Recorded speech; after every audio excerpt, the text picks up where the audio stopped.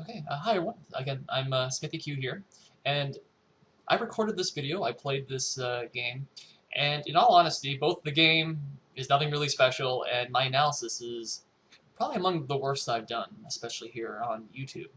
But again, I said I would record the games and my thoughts on them. So treat this less as a really, really clean analysis that has a lot of important chess stuff into it, the way I like to imagine I do my analysis, and more of essentially a real-time recording of how I was thinking the game, and we can look at the blind spots on how I was led to thinking the wrong thing and focusing on the wrong thing during this game, in which I was essentially tunnel vision the entire time. And so if you treat it like that, it might be useful, it might be entertaining, I don't know, but compared to my other videos, it's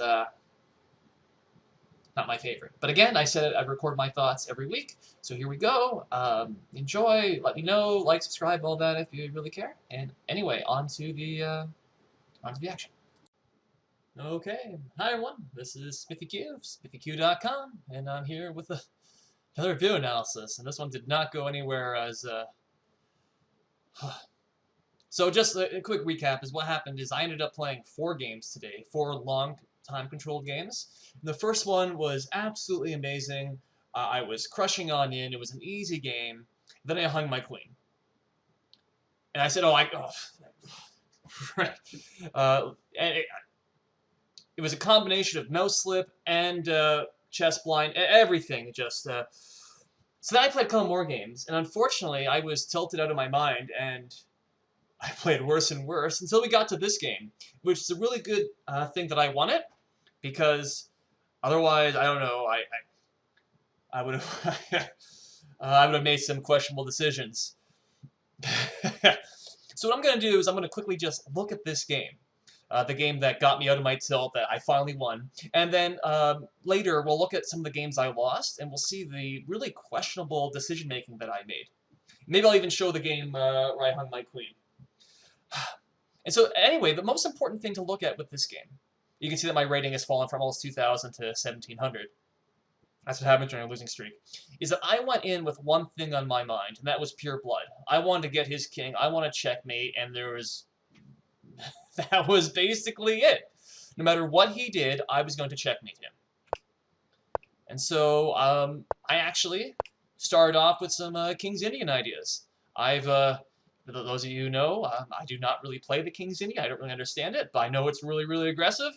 And I know if you're playing for a win as black against 1d4, this is the best way to do it.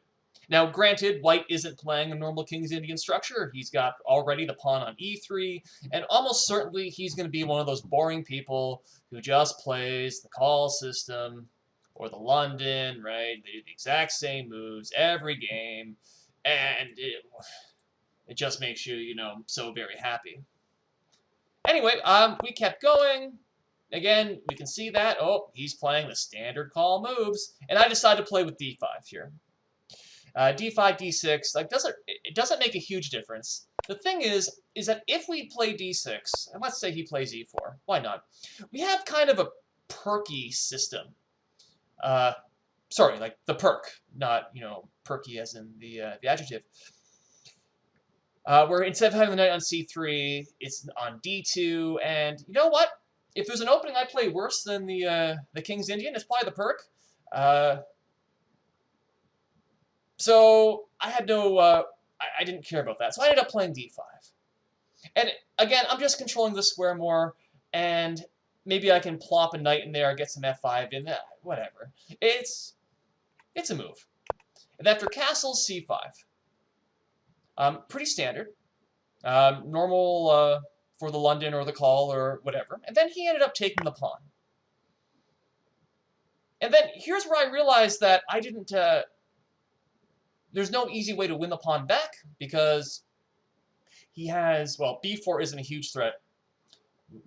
Wow, arrows are tough. Even my arrow drawing ability is off. Knight b3 is always there. Maybe some combination of c3, b4, or a3. And if I spend time trying to win the pawn back, we're going to exchange. And how am I going to checkmate his king? So I went for straight compensation. Knight c6. And then he did an idea that's very common in some lines of the Slav defense. He played knight d4, then after e5, take, take. And now it's really difficult to win this pawn back. But I don't care, right? Again, my entire outlook, my maneuver, my entire thought process is how to checkmate his king. And you know what? If he's trying to spend time A, winning a pawn, and then B, defending the pawn, well then, that's time that I can use to whip up an attack. We can already see I have some compensation already in the fact that I've got a really nice center. I'm arguably ahead in development, and I've got more space. So, it's an even position, and this is good. This gives me a chance to do what I want. He played e4, and then I went for bishop g4 first, hoping he would weaken his king. He does weaken his king side at f3, and I'm able to put the bishop back to e6. So the bishop's about even, but I'm reinforcing the center, and a knight, if I can get it here on f4, maybe with the and then follow it up with queen g5, if he ever takes it, and then I get a pawn on f4, we can see that there's pressure on his king. Also notice that this diagonal is open, and so, well, it's hard because of this pawn. But in theory, there's a weakness on the diagonal, possibly some checks. Again, weaknesses. This is good. This is what I want. He ended up taking. I took back, and then he played knight b3. So we can see what's happening, right? He's trying to defend his pawn. I don't care about the pawn. And I play knight h5.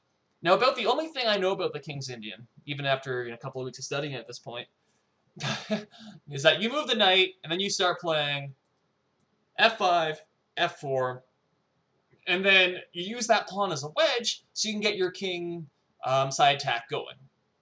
Also, with the pawn here, he can't do a defensive move like g3 at any point. So let me just make some random moves here. So if he were to just do something like this, right? Let me get some, queen coming in. He can never play g3 because the pawn's going to open the lines up. That's the idea. Is this the best idea in the position? It's hard to say. It's certainly an idea, and it's the only thing I was thinking about. Let's attack his king. He ended up playing rook e1, which seems kind of slow. So, well, let's get the f-pawn rolling. He played c3, which is really slow. So now I get f4 in.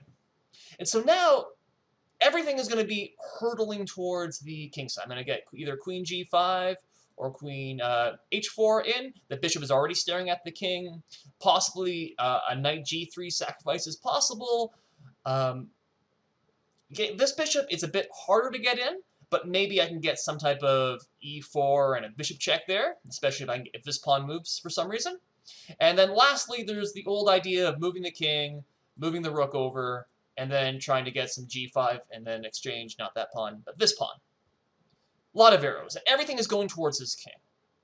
It also helps that there's not a lot of stuff aimed at his... a lot of stuff. He doesn't have many pieces right now near his king. In fact, he's got none. The closest would be the rook, and maybe his bishop can come back. But I have more potential attackers right now than defenders. So it looks promising. He plays queen c2. Okay, queen h4. Bring it on in. I'm also attacking his rook. He moves the rook over. And then here I had a pretty long think. How do I keep the attack going? What do I do? I really wanted to play g5, g4. But he's got bishop takes h7 at the very least. And that does cost him time. It does open the h-file. But let's just look at that, actually. These light squares are really weak. Maybe you could plop the bishop here, or maybe the queen comes in, or what have you. And I'm down 2 pawns now. I got a good attack, but is it 2 pawns worth? I don't know. The computer actually kind of likes this, so maybe it was something I should have gone. Maybe I should have just trusted my instincts instead of trying to find errors in calculation. And it would have went for a similar as the game, though. So anyway, let's back up. So if material were even right now, so he didn't have an extra c-pawn already, then I would have played g5 without question. But because I already was down a pawn, it seemed too much.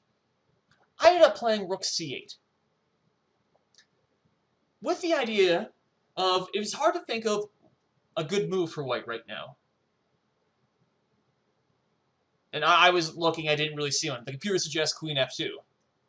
Bringing the queen over, trying to exchange queens, pushing my queen back. It also adds another defender to the pawn. So that's a good move. But beyond that, there aren't a lot.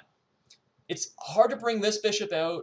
This rook is trapped. If this knight moves, the pawn falls. And so what my rook is also lined up with the queen. So maybe there could be tactics there somehow. And I did this because I wanted to see what he would do. Because I figured if his position was as uncomfortable as it feels like, he would make a wrong move right here. Or he'd make something that would worsen his position. And it turned out that's exactly what happened, is that he now completely focused on trying to get this pawn home. Now, in a way, this makes sense, because white's advantage in this position is his extra pawn, and it's passed, and if he could try to queen it, you know, I mean, we can see something like bishop a6, and just try and get the pawn all the way home, something like this. If that works, great. But I have an attack going, and the more pieces he puts over here, the fewer defenders he has. And so, well, let's take a look. He ended up playing bishop b5, because he wants to play c6. Now I start my pawn march, g5, because there's no bishop takes h7. He pushes the pawn, I push my pawn. He has to be careful, because I'm either threatening to take here, or, as in some King's Indian lines, maybe go here with g3, and then if he plays h3, get a sacrifice going. That unfortunately doesn't work right now. So for instance, if he were to play a random move, let's say knight a5, right? gf3, does it h3, queen takes, g takes. Because the queen is on the second rank, and the second rank is completely clear, and the bishop can also come back to f1, there's no actual checkmate right here. That said, the more the computer thinks, the more it likes the position. Now it hates the position. At the very least, I'm still attacking. Clearer, though, is simply exchanging and opening the g-file. He ended up taking for me, which was absolutely great. I had to think here. There's really two choices. Do I take with the bishop? Do I take with the queen? And there's a third possibility, one the computer really likes, and that would be to go with knight to g3, which, to be honest, has been a move, a candidate move for a while, with the simple idea of if he were to take, well, we recapture, and the rook is here, and queen h2 is coming in with checkmate. And after white is done throwing away all his pieces, the computer says that queen f5 is the best move, which is clearly a silly move. It's going to be forced mate in just a few more moves. So he can't take the knight, sorry. The thing is, though, and I saw that, but if he doesn't take the knight, what do I do?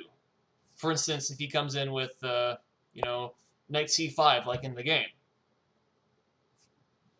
Okay, so I guess in this case, sorry, I'll just take that back up. What if he played, you know, h3 or something?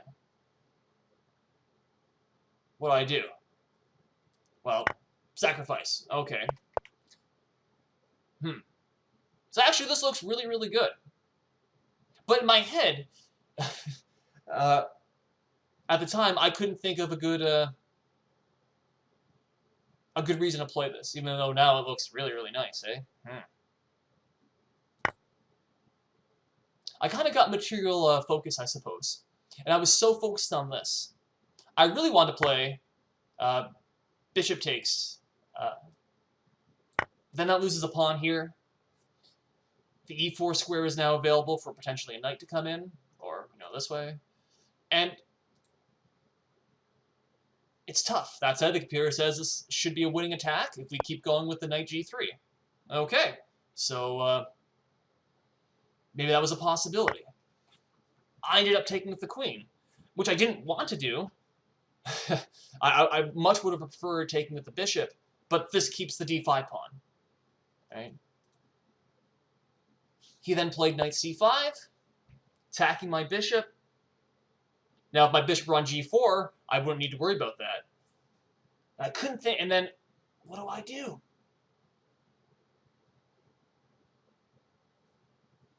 And then, again, I'm so focused on his king, on moving towards his king, that I basically had one variation in mind.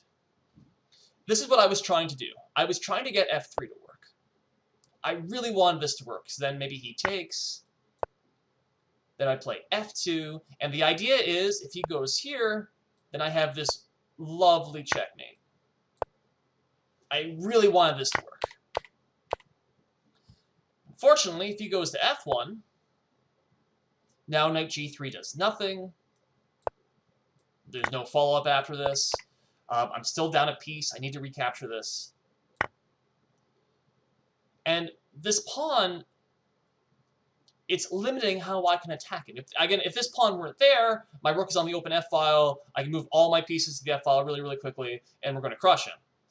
But with the pawn there, I can't capture my own pawn. He can just sit there. I have no light square bishop anymore, and so I can't really do anything on g2. He can always do something like this to round it up, or move the bishop here to f3, bishop e3, and it's just, I don't have anything. So if I were gambling, if this were blitz or bullet, maybe I go with this f3 idea, but I didn't. And when I couldn't get it to work, I basically just made the first move that came to mind, which is bishop f5. He plays queen d2, and now he's got everything attacking here. All right, now I play f3. So the idea is now he can't take my bishop, and if you're to take on d5, I'm hoping I'm going to get some checkmate here. What I missed, what we both missed, is that after queen takes d5, besides being check, okay, we know that, move my king, is that the queen can come back to f3. And at this point, okay, I got to move my queen somewhere. If we do a quick material count, I have 3 pawns to his, what, like 25. So I'm way down in material. I do have open lines. I've got a swindler's chance of pulling this off, but this is a busted position. This isn't very good. So I should have lost. And this kind of makes sense. Because, again, I'm not playing incredibly well. My calculation was limited. I was so focused on his king, I wasn't thinking of anything else. And I really shouldn't have been playing chess, but I was so mad at myself that I kept doing it. No wonder you start losing rating points. Fortunately, after f3, he played queen g5, which makes sense. He wants to exchange my queen, and my queen doesn't actually have any safe square right now. So it looks like queen takes g5 is forced. Or I let him take my queen, and the queens are off. He's still got the extra material. He's going to do okay. Fortunately, there was a tactical point in this position that after f2, it's check. It's also opening the queen up to the rook, which is undefended. And so I'm going to win the rook. And then after take, I made sure to be accurate. I played bishop c2, discover check. So the rook's attacking his queen. Again, if he goes here or on the back rank, I take with check, and now it's mate. And he can't move onto one of these squares, obviously, because my queen is there. And if he goes onto this square, I'm able to take with g5, because now the bishop doesn't fit anymore. So in the end, I got my checkmate. Let's see, sorry. After f2 and bishop c2 check, he then resigned before I was able to take the rook. And so that was the game. Now, is this a particularly impressive game? No. It's a pretty messy, ugly game. And, well, what are the takeaways? I mean, some of the takeaways for me are really don't play when you're tilted beyond belief. All right, take a walk or something. You know, clean up, do a work, do something else. Get your mind off chess before you come back. Don't get into this habit of playing for what I played for like 90 minutes, and I lost 3 games, and I could have lost this game as well, playing way below my standard. But what's interesting is that I wanted to attack this entire time, and I was able to get an attacking position, because my plan was always to attack. And I at least had an opportunity. At the same time, this is probably the worst way to play chess, is when you go in ahead of time, determined to do something. There are many resources I could have done. I could have had a safe, simple advantage. I could have... Right. You know, as soon as he moves his knight over here, right, we can get some a5 action going. If he's forced to play a4, well, now this square is weak. If he ever plays c3 to stop it, well, now the b file is weak. We can easily imagine, okay, let's maybe go knight d7, queen c7. We can move the rook over. We can then expand safely in the center. We can start strangling him. We can play more positionally. We're going to win this pawn back. It's very difficult to hang on to this pawn if he can't secure it with b4. Right? At the very least, you know, I can move the rook. Attack. Like, I could have pressed this the way I normally play. And that would have been good. At the time, I didn't think anything like this, though. I was completely tunnel-visioned on checkmate. That's it. And that's terrible. And now that it worked, that I actually won this game is probably a bad thing in some respects, because it justifies my play. It makes me think I'm okay. Oh, all those attacking moves, which weren't the best moves, but they were okay moves, and I got away with it because I was against an opponent who was 1600. And I'm, well, okay, right now I'm in the 17, almost 1800s. I'm as high as 2000.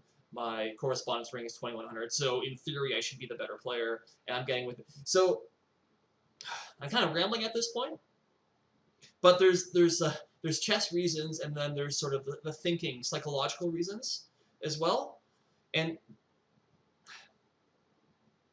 remember that, because that's going to, in the next coming days, maybe even later today, I'll be looking at the games that I lost, and we're going to see how this tunnel vision really, really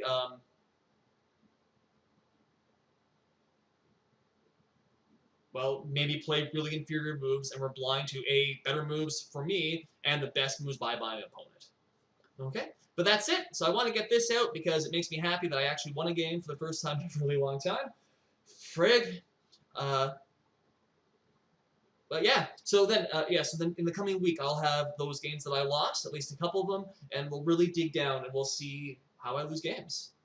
Okay, so that's it. SmithyQ from SmithyQ.com. Let me know if this is useful.